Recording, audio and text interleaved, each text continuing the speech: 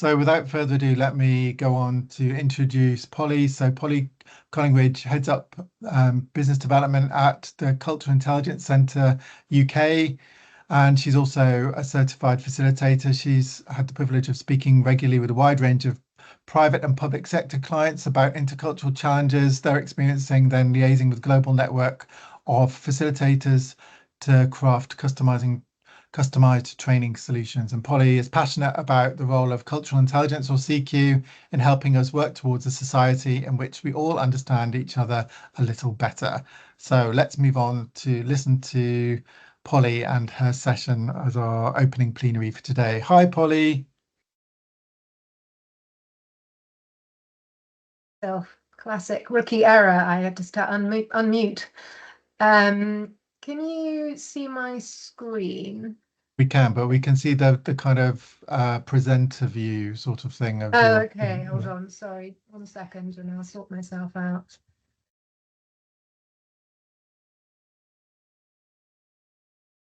How's that? That's better. That's great. Thank you ever so much. Over to you. Thanks. Thank you, Anthony. And I just wanted to thank you and the rest of the team for inviting me to take part. I think in one of our conversations before today, I referred to internationalization at home as a movement, and I do sort of feel that's the right word for it. I'm really passionate about it and honoured to be a part of it. So as you told everyone, I work for the Cultural Intelligence Centre, and we're a global research-based training and consulting agency headquartered in Michigan in the United States, but with offices in the UK and the Netherlands. And what we do is we specialize in assessing and developing cultural intelligence for individuals and organizations in order to help them be more effective in their interactions with people from different cultural backgrounds of all kinds. And we work with a lot of different universities around the world. And as you said, my colleague Kelsey Derry is, I hope, with us. He's going to be, I think, chipping in to answer any questions you may have at the end of the session, because she's our senior account manager who works with all of our education partners in the US. But we also work with other public sector organizations, the NHS in the UK, and several different multinational corporate clients. So before I sort of get going, I just thought I'd just tell you a little bit more about me and why I care about this work. So I always think it's a bit more interesting listening to someone if you've kind of got a little bit of a sense of them. So I grew up largely in the UK, but I was exposed to different cultures early on in different ways. One was that I went to a very multicultural local state primary school here in London, where I grew up. But I was also lucky enough to live for short periods in several different countries. During my childhood, it's probably the reason why I've always been fascinated by other languages and cultures. I've got a degree in Italian and Spanish, spent a formative year living in Genoa in Italy in the mid-90s. And then I went on to spend many years working in international book publishing. So I ended up liaising with publishers, editors, and agents from pretty much every continent. And then more recently, I relocated to Northern California with my family and my 2 then quite young kids. So I had that whole kind of expat experience, and that was the catalyst for me taking a master's in cross-cultural psychology when I came back. So just really quickly, I just wanted to share that with you, because these were all experiences that have kind of really enriched me in many ways. And I think that understanding that there are so many different ways of seeing and being in this world is more important today more than ever. So I'm just going to run through my agenda here today with you. I'm going to be letting you know what cultural intelligence is. I'm very conscious that as an audience, you're probably well versed in intercultural work and know a lot of different cultural competence frameworks, but I'll be telling you more about CQ and explaining the research behind it, giving you an overview of the model. And then I'll also explain what our assessment measures and tell you a bit about the benefits of developing CQ. And then I wanted to share with you some specific examples of projects that we've worked on with our higher education partners around the world, describing the impact on students. And then sort of wrap up by making it clear why I feel CQ pairs so well with internationalization at home. I think it'll be pretty obvious by then.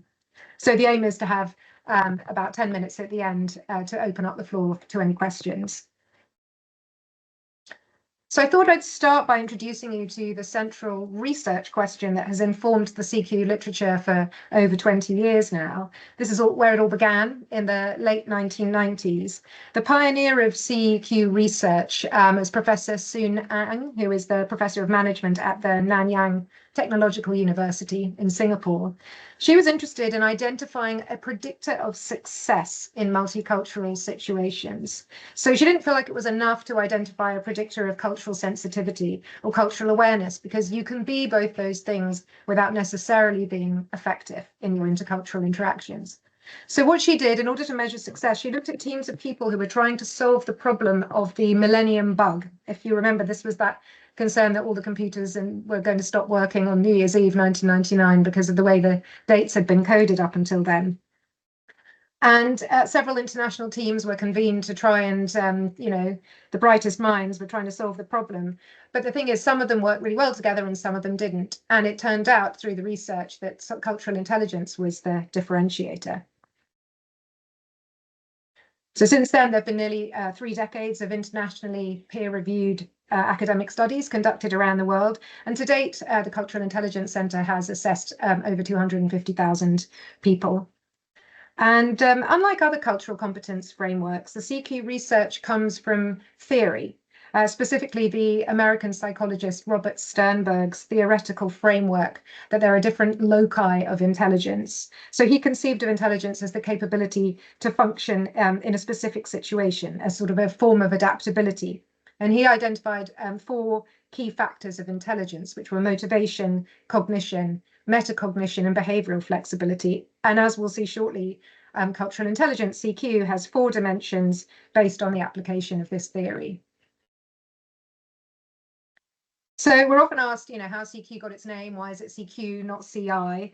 I've probably just answered that question, really, but it sits alongside these other forms of intelligence that we're obviously more familiar with. And as with IQ and EQ, Q in CQ stands for quotient, because CQ is, as the others are, a measurable skill that can be benchmarked and improved. So we've all heard of IQ, that ability to solve problems, and then EQ is increasingly commonly recognized as a critical capability required to interact effectively with others. But the thing with EQ is that it's culture bound, and emotion isn't expressed in the same way everywhere.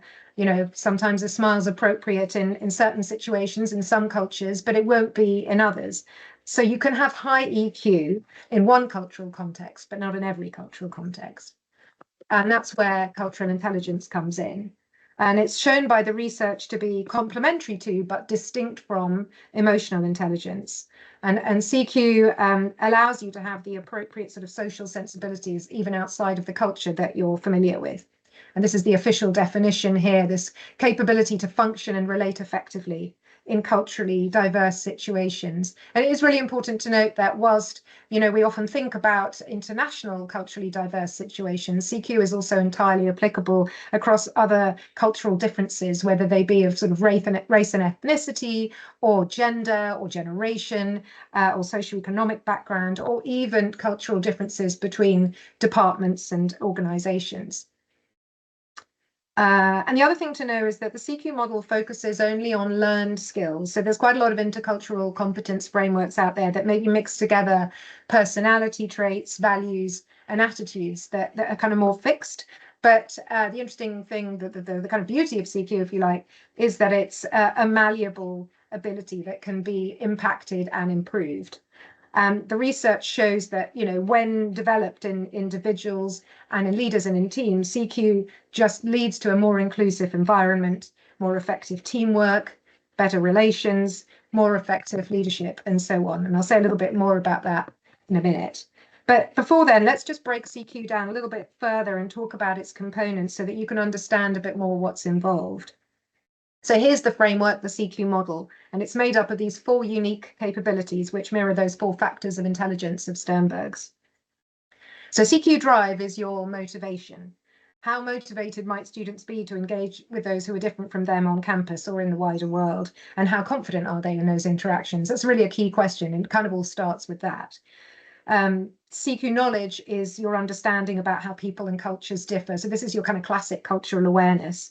You know, if you've got a misunderstanding with a student, is that misunderstanding potentially down to misknowledge about a cultural norm? You know, maybe you were expecting a smile or a thank you and didn't get one, or maybe someone was late and didn't apologize. And that could be, there could be a cultural reason for that. And then CQ strategy is their kind of metacognitive piece. It's how you prepare. Do you consider cultural differences before you interact with someone? And if you do, are you prepared to revise the assumptions or plan that you made if things don't seem to go as you expected? And then finally, CQ action is that behavioral flexibility capability.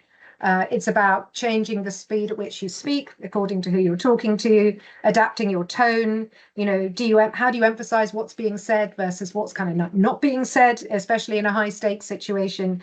How close do you stand next to someone? This is also kind of non-verbal sort of adaptations that you might need to make, recognizing that people, you know, that there are differences in even in non-verbal communication as well across cultures. So CQ, the model, requires cultural knowledge or cultural awareness. It's very much part of it, that CQ knowledge part, but it goes beyond that as well, because it's also about being able to adapt your behavior when it's beneficial to do so. So it's these four main overarching capabilities, drive, knowledge, strategy, and action, which are measured in our assessment. And each of these are divided into several sub-dimensions, of which there are 13, but I'm not going to go into that today because we don't have time, and I don't want to kind of bamboozle you with it. But suffice to say that the feedback report is 26 pages or so long, so pretty detailed, and somebody would receive their overall average CQ, and they'd get an average for each of the four main capabilities, as well as a breakdown of all of their sub-dimension scores. And essentially, the report guides somebody towards an action plan. It helps them understand which are their stronger capabilities, which are their weaker ones, and what kind of a goal should they be thinking about setting themselves to improve, and what will this involve doing. So in addition to measuring your current level of cultural intelligence, the assessment also captures someone's preferences with regard to 10 culturally influenced behaviours, values, and attitudes that tend to typically cause the most conflict and misunderstanding in a kind of work environment. So the country or countries that we've grown up in, our family, our education, our gender, and all of these things play a part in how we see the world and how we behave and how we're perceived by others. Some of these cultural influences are visible, some not, but they all shape our beliefs, opinions, morals, behaviour, and so on. So the problem happens, obviously, as you all know, when we interact with people who have different behaviours to us. A series of challenges can arise. And so these are the 10 key ones that we measure at the Cultural Intelligence Centre. And I'm sure that any of you who are familiar with the work of Hofstede, Trompenaars, you know, even Aaron Mayer more recently, will look at these 10 dimensions and think, yes, they look very familiar to me. And that's because we have in the CQ scale assessment, we actually incorporate the existing extensive research into cultural dimensions by these other psychologists and social scientists. So this is an example of how a team or a group of students can map their behavioural preferences and compare themselves to each other. This is taken from an activity template from one of our workshops. So as I've said, when someone takes an assessment, they don't just learn their current level of CQ. They also see where they show up on the kind of continuum for these different preferences, which can be really interesting as an individual, but even more so when taken together with a group of people that you know, your peers, your colleagues, because people can compare their preferences to others, and it's very useful for collaborative projects. And there's also the option for the assessment to show to someone how they compare to cultural clusters around the world. So, for example, someone from the UK or another Anglo culture like Australia or Canada would typically be expected to be more individualistic to someone from an Asian culture. But it's important to remember that the CQ assessment measures an individual's preferences. So these aren't country level measures. So we often see that people don't necessarily fit their cultural norm, which is completely to be expected and an interesting talking point in itself. So the main thing to sort of take away from this is that, yes, this information about your behavioral preferences, very interesting, but it's even more interesting when it's also paired with your knowledge about your current level of CQ, because in this way, you're kind of given the tools to understand exactly what you need to work on to get better at bridging these differences that you might have with the people you work with. So for example, if your preference is to be a very direct communicator, but you regularly interact with someone who's much more indirect than you, then it's useful to know, but it's even more useful if you also know that, say, CQ action is your weakest capability. And in that case, your priority focus should be on figuring out how to adapt your naturally more direct communication style so as not to seem rude to your more indirect peer or colleague. So kind of moving on now to the benefits of CQ. I like this graph because it just shows very easily what CQ predicts in terms of all of these good things: more effective decision making, flexibility and adaptability, leadership, improved leadership, better communication, and so on. And it stands to reason, really. If we're more motivated and confident, more knowledgeable, more strategic and adaptable in our approach, we're likely to be more effective as a leader and as a teammate. And interestingly, there's also research to show that higher CQ can reduce levels of stress and anxiety when in sort of diverse situations. Of course, on the flip side, when levels of CQ are low, we're at risk of making poor decisions and of becoming more rigid in our approach, which is so often what leads to misinterpretations and the polarized thought that we see more and more often nowadays. So the benefits of CQ aren't only seen at an individual level, they're also seen on a team level and an organizational level, assuming that leadership is culturally intelligent enough to make sure that CQ approaches are kind of embedded into an organization's policies and practices. So why does this all matter to students? Well, I think you probably already know the answer. We know that the world we all operate in is increasingly global and diverse, and that students need to adapt. And even if your company or team isn't international kind of per se, it's certain to be cross-cultural in other ways. And the truth is that young professionals who lack cultural intelligence are at a disadvantage. We know that if higher education institutions really want to walk the talk when they say they want to graduate students who are able to be effective in diverse environments, they need to help them develop their CQ. It really is the key to avoiding blind spots.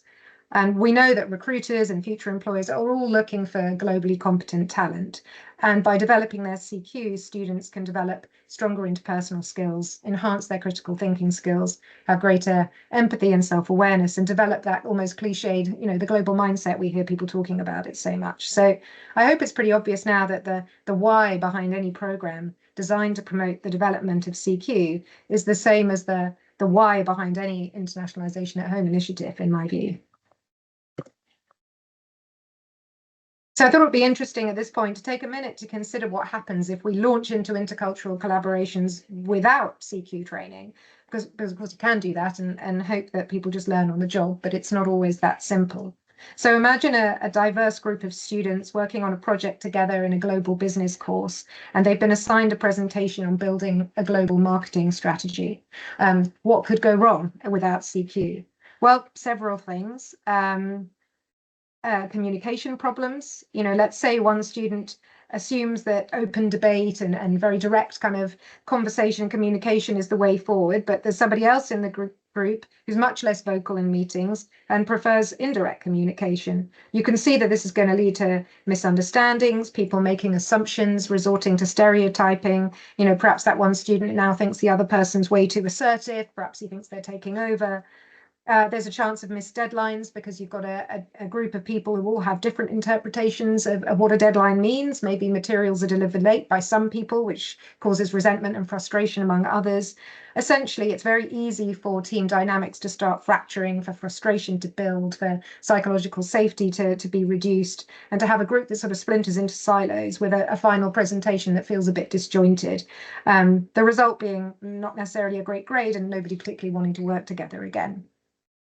With CQ, you're not necessarily going to avoid friction at the beginning, but when it happens, the team can kind of draw on their CQ training and begin to apply the principles of it. Starting with the CQ drive, the motivation piece, you can have the members of the group acknowledge their differences and recognize that working across different backgrounds is challenging, but commit to being transparent and growing through the process.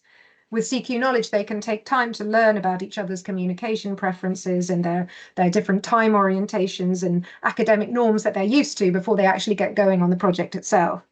With CQ strategy, that might look like the group co-creating a plan for communicating, establishing ground rules for feedback and decision making. And then with CQ action, the team might then decide to divide their work based on their own individual strengths. The result being vastly improved collaboration, a more cohesive and culturally informed presentation, and the team members having a better time and wanting to work together again. So the key takeaway from this, is, as I mentioned earlier, is that diverse groups aren't automatically effective. It's CQ that's the key that makes them strategically successful. So harking back to that original Millennium Bug story. So I'm kind of conscious of time, so I know we started a bit late, but I've got a couple of case studies that I wanted to run through with you of CQ training programs that we've designed for two other US universities. We thought, Kelsey and I, that these would be highly relevant to internationalization at home sort of initiatives. So the first one was an international management class where the university educator wanted to help a class of 40 students increase their CQ by blending self-directed learning with activities inside the class and experiential learning outside of the classroom during a 3-month course. And the program consisted of homework. So the students had to complete their CQ assessment and review their feedback reports, as I described earlier. And they also completed a module of one of our e-learning courses, which it's essentially an introduction to the CQ framework and the behavioural preferences in a fair bit of detail. The whole thing lasts about 2.5 hours maybe. And they had to correctly answer at least 80% of the quiz questions after each module to proceed to the next one. So essentially they'd mastered some basics ahead of each class. And then inside the class, the instructor helped them understand the difference between sort of high and low quality goals and providing examples. And then the students worked in pairs to refine the goals that they drafted as homework. And they also, the students also recruited accountability partners to help each other focus on their goals. And then they met with their partners every 2 weeks to make sure that they were kind of meeting and, progressing towards their goals. And then outside of the class, they had to complete assignments, such as interviewing people from different cultural backgrounds, attending religious services of religions that they didn't belong to, eating in different restaurants, eating food from different cultures that they weren't familiar with. And then they had to follow that by writing a reflection paper documenting their insights. And then once back in the classroom, they compared their activities, discussed them with each other. And they also had a project where they were randomly assigned to one of the global clusters of behavioural preferences, and they had to give a presentation to the rest of the class on how the preferences of a particular cultural cluster might influence a specific organisation's approach to doing business. So 3 months later, the students took their CQ assessment again, and they received reports that sort of collated and explained the difference between their time 1 and time 2 scores.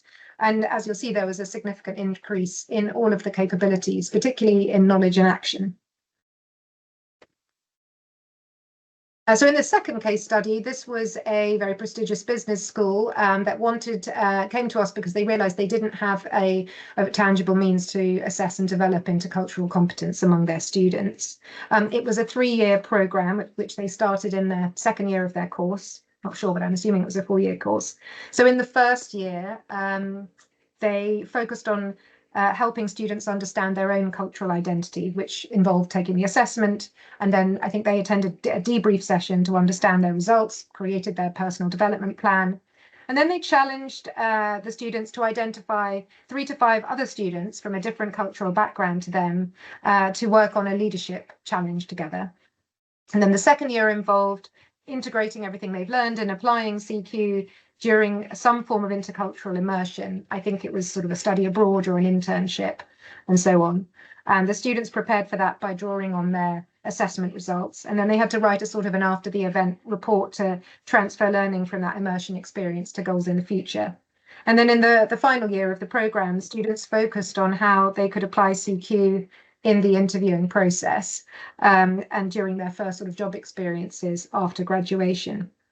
So they had to retake the assessment, and then they attended a debrief session on the meaning of any changes in their scores and how they could apply CQ on the job. And then they created an action plan that was focused on preparing for interviews and future studies and things.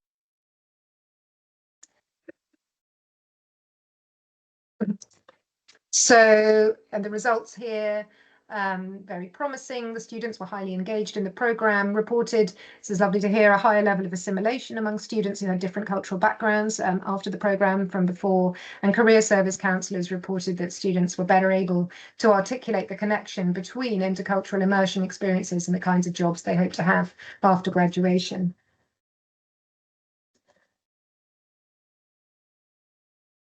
So this is a kind of just wrapping up, really. I think it's clear that the CQ is a key skill that all students should be encouraged to develop during their time at university. And I think that all internationalisation at home initiatives, whether they're formal or informal or part of the hidden curriculum that I've heard described as, will be that by their very nature require the use of CQ, whether it's called that or not.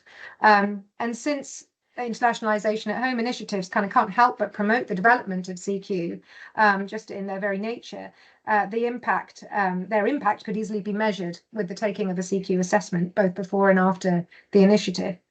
I mean, I've talked about study abroad or internships. These could easily be replaced by COIL projects or remote internships. CQ could be taught as a key 21st century skill in the way I've described in these case studies.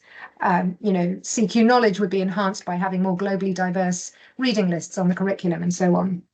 And then from the kind of informal curriculum perspective, we've got welcome events and student societies and so on, international festivals, all these great things that you organise. They could all be viewed through the lens of CQ, especially considering CQ kind of acknowledges the intersectionality of culture and is an equally effective tool for maximising the diversity on campus, whether it's kind of domestic or international diversity. And finally, I've already said how important it is for leadership to embed CQ in internationalisation and inclusivity practices and policies, just generally speaking. But I think in the university context, that's where it comes down to the choice of curricula and their delivery, and also in the induction and onboarding of faculty and other staff. So everyone can improve their CQ, just a little kind of reminder. The research proves that it's possible for everyone to do this, and you can never force someone to become more culturally intelligent. But anyone who has a desire to improve their effectiveness working and relating across cultures can get better at it. And actually thinking about it, anyone designing internationalisation at home initiatives will need to tap into their own CQ drive, their intrinsic and extrinsic motivation and their confidence in order to be successful. It's important to have a clear sense of what would motivate the students to take part in anything that's being organised. Organising an informal international get-together requires somebody to think, well, why does this matter to the people I'm reaching out to? What do I need to know about the different cultures of the people I'm trying to appeal to make it a success? What do I need to adapt to? What do I need to do differently as I go about promoting and organising this to what I might have done if it was just for sort of a homogenous group of people? What will I do differently on the day to connect with as many different people as possible? So it sort of permeates everything. Once you've drunk the CQ Kool-Aid, it's sort of hard not to see where it can apply. So this is just a list of our different sort of products and services that we offer. And I've talked about, the different programs that we've delivered directly, but we also operate a CQ certification program and several different train the trainer programs, which are a very sustainable and more cost-effective way for people with smaller budgets. I was thinking this might be appealing. And this is where we certify individuals within a particular university, as we have done with Anthony Manning and his colleague Seb Cadeno, for example. So they can now run and customize trainings and use and debrief our assessments themselves directly. And we have around 3,000 certified facilitators worldwide, with many in the educational space.